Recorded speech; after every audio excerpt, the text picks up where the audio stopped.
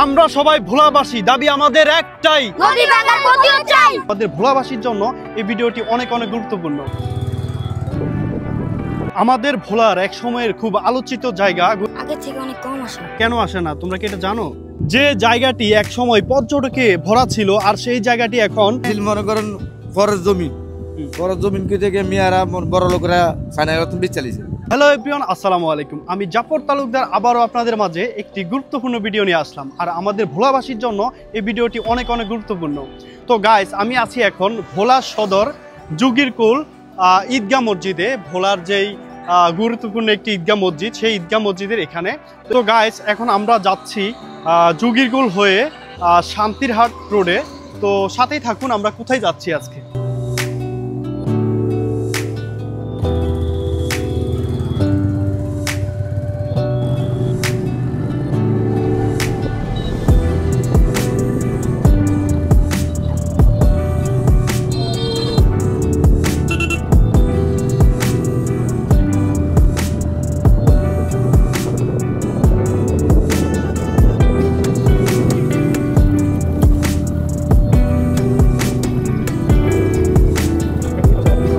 তো গাইজ, আমরা অলরেডি চলে এসেছি ভোলার সেই আলোচিত জায়গাটি, যে জায়গাটি এক সময় ভোলার গরিবের ডুবাই নামে খ্যাত ছিল। এই জায়গাটি হচ্ছে মূলত একটি চায়না ইপিজেড প্রজেক্ট, যেখানে প্রায় 400 একর জমি বালি দিয়ে ভরাট করা হয় এবং এই জমির মাঝখানে কিছু খেজুর গাছ থাকে, যা দেখে কোনো অংশে ভুল হবে না যে এটা ডুবাই নয়। আমাদের ভোলার এক সময়ের খুব আলোচিত জায়গা গরিবের ডুবাই নামে, সেই জায়গাটি এখন কি অবস্থা আমরা দেখব। আর সেই জায়গাটিতে আমরা এখন অলরেডি চলে এসেছি। আর এই জায়গাটিতে এখন ভরপুর কাশবনে ভরা সেই গরিবের ডুবাই নামে খ্যাত জায়গাটিতে এখন নাকি আর গরিবের ডুবাই সেই ফিলটা আসছে না, এখন শুধু কাশ বাগানের ফিল আসছে। তো চলেন গাইস, আমরা ভিতরে যাচ্ছি এবং আপনাদের সাথে শেয়ার করব আজকে সে আমাদের গরিবের ডুবাইয়ের কি অবস্থা, এবং এখানকার কিছু মানুষের কাছ থেকে জানার চেষ্টা করব গরিবের ডুবাইয়ের এখন কি পরিস্থিতি, এখানে কেমন পর্যটক আসে, সব কিছু মিলে।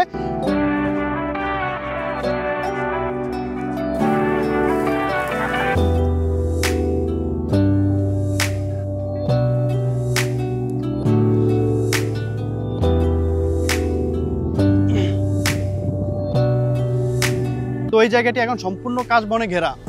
তো এখন আর সেই এক প্রান্তে দাঁড়ালে অপর প্রান্তে দেখা যায় না সেই খেজুর গাছ, কাশবনের আড়ালে লুকিয়ে গেছে সেই খেজুর গাছ।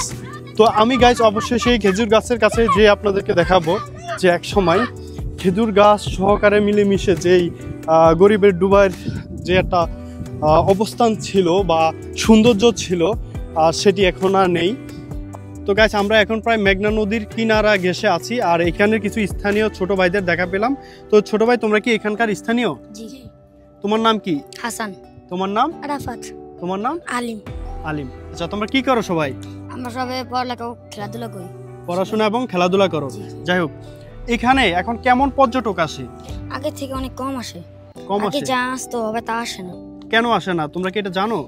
এই যে অনেক নদী আরো আগাছতেছে, মানে ভাঙতাছে। আর মানে তোমার কথা হচ্ছে নদী ভেঙে যাচ্ছে, জি। আর কি কি সমস্যা আছে এখানে? আর ওই জায়গায় বৃষ্টির জন্য ঘর বাড়ি করা যাচ্ছে না, আরো বিভিন্ন ইয়া করছে, পানি ঢেউ দিয়ে আর ইয়া করতেছে। মানে এখানে কি যখন ঝড় বাদল বা সিগন্যাল টানে তখন কি পানি ভরে যায় এই জায়গাটা? জি জি। ও আচ্ছা। ঘর বাড়িতে হাঁটা যাচ্ছে না। আচ্ছা, এখানে পর্যটক না আসার কারণ কি এখন? এখন কারণ এখানে কি এই যে কাশবন বেড়ে যাওয়াতে ডুবাইয়ের মতো লাগে না, এই কারণে নাকি অন্য কোনো কারণ আছে বলো তো তোমরা? আগের মতো আর সুন্দর জায়গাটা আগের মতো এখন আর সুন্দর লাগে না, পর্যটক তাই কম আসে এখানে, এই তো? আগে যা ছিল হবে আর তা নাই। তা নাই এখন আর। আচ্ছা, এখানে যে খেজুর গাছগুলা দেখা যায় তো কোথায় সেগুলো এখন? ডুবে গেছে। ডুবে গেছে নাকি এখানে আছে সাইডে? ডুবে গেছে। ও তার মানে সব ডুবে গেছে। এখানে আনুমানিক এখান থেকে কত পথ ভেঙে গেছে বলো তো? 5 কিলোমিটার ভেঙে গেছে। জি, আগে ওই পিটটা বন্ধ যা যেতে হবে তা ওই মাথা থেকে। তো গাইস, আমরা আসলেই মানে সঠিকটা জানি না 5 কিলো পর্যন্ত ভেঙেছে কিনা, আমাদের এই তথ্যটি সঠিক নয়। তবে ধারণা করা যাচ্ছে যে প্রায় বেশি অংশ জায়গা এখানে নদীতে বিলুপ্ত হয়ে গেছে। তো ছোট ভাই, তোমাদেরকে অনেক অনেক ধন্যবাদ, ভালো থাকবে। হ্যাঁ, আচ্ছা।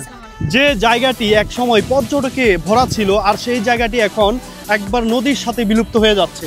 তো তো গাইস, এখানে আমাদের যে গরিবের ডুবাই নামে খ্যাত এই জায়গাটিতে একসময় আমরা আসলে ফিল করতাম যে আমরা আসলেই বাংলাদেশের একটি কোনো স্থানে আছি, যেটা হচ্ছে আমরা ডুবাইয়ের ফিল নিতে পারি। আর সেই আমাদের ভোলার শান্তিরহাট শিবপুর ইউনিয়নের সাইনা ইপিজেড গরিবের ডুবাই নামে খ্যাত জায়গাটি এখন নদীর সাথে বিলুপ্ত হয়ে যাচ্ছে। তো আমাদের এই গরিবের ডুবাইতে যে খেজুর গাছগুলা ছিল সেগুলা প্রথমে ঢুকতে আমি বলেছিলাম যে আপনাদেরকে দেখাবো। আসলেই এখানে এসে লাস্ট অংশে এসে আমি জানতে পারলাম যে সেই খেজুর গাছগুলো গত 2 দিনের ভিতরে নদীতে বিলুপ্ত হয়ে গেছে। এখন আর সেই খেজুর গাছগুলো এখানে আর নেই।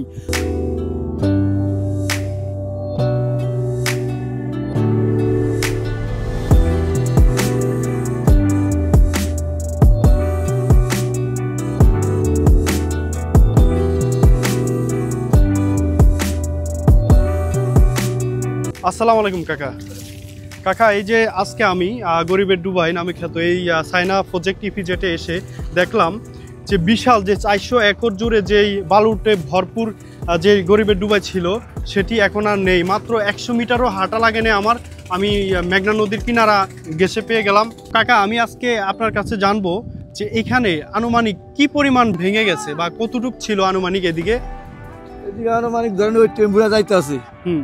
এই টেম্পুরা যাইতে আছে এই পর্যন্ত বোলাখাল মুখ পর্যন্ত, আর এই মাঝিরার মুখ এটা একটা ভাঙিয়ে গেছে। মেঘনা নদীর কবলে বিলুপ্ত হয়ে গেছে আমাদের সেই গরিবের ডুবাই। এখানে মনে করেন ফরেস্ট জমিন কে থেকে মেয়ারা বড় লোকরা সাইনা বেচ চালিয়েছে। তখন মানে গরিব কারিয়া নিয়ে বেচ চালিয়েছে, মানে দিত লিখিল দামটা দিছেন নকল, মানে অল্প দিছে আর কি। কয়েক বছর 2 বছর ভালো আছিল, কয়েক বছর পরে মানে ভাঙা শুরু হয়ে নাইছে, সহজ হয়েছে। তো কাকা, এই যে নদী ভেঙে যাচ্ছে গরিবের ডুবাই, এটাতে আপনাদের কি কোনো ক্ষয়ক্ষতি বা কোনো সমস্যা? ক্ষয়ক্ষতি হইব, ক্ষয়ক্ষতি না হইলে বাড়ির ধারে বেরির ধারে গেছি গিয়ে এটা তো বা মনে করেন ভাত তোলা লাগবে। আমি মনে করি যে এই যে আমাদের গরিবের ডুবাই ভেঙে যাচ্ছে, এটা ভাঙার সাথে সাথে আপনাদেরও এখানে যারা স্থানীয় আছেন তাদেরও মানে সমস্যার সম্মুখীন হবেন, এই তো? কাকা, এই যে নদীতে ভেঙে যাচ্ছে গরিবের ডুবাই, তো এখানে জরুরি ভাবে কি প্রয়োজন বলে মনে করেন? জরুরি ভাবে আপনার বলো খালাইলে মানুষ মনে করে নদীর একটু কম ভাঙবো, মানুষটা স্থানীয় একটু জায়গাটা পাইব। আর যদি বলক না হালায় তাহলে মানে নদী আপনার বলা ধুয়ে লাগবে। আর আপনারা স্থানীয় যারা আছেন তারা কি কোনো মানে তথ্য পেয়েছেন যে এটার কার্যক্রম চলতেছে বা ফেলানো হবে? কিছু হুনি আপনার ভোটার পরে হইব, আবার কিছু হুনি দিন বাদে হইব। এই আচ্ছা, তার মানে সঠিক তথ্য আপনারা জানেন না, জানেন যে কার্যক্রম চলতেছে বা চলবে এরকম কিছু, এই তো? তো কাকা, আপনাকে অনেক অনেক ধন্যবাদ, ভালো থাকবেন। আমরা সবাই ভোলাবাসী, দাবি আমাদের একটাই, নদী ভাঙার প্রতিরোধ চাই। দাবি আমাদের একটাই, নদী ভাঙার প্রতিরোধ চাই। দাবি আমাদের একটাই, নদী ভাঙার প্রতিরোধ চাই। তো গাইস, আজকের ভিডিওটি এই পর্যন্তই। তো আমরা যারা ভোলাবাসী আছি সবার জোর দাবি থাকবে আমাদের এই নদী ভাঙা প্রতিরোধের খুব দ্রুত ব্যবস্থা নেওয়া হোক, এটা আমাদের ভোলাবাসীর জোর দাবি। আজকের ভিডিওটি আমার এই পর্যন্ত। সবাই ভালো থাকবেন, সুস্থ থাকবেন, আল্লাহ হাফেজ।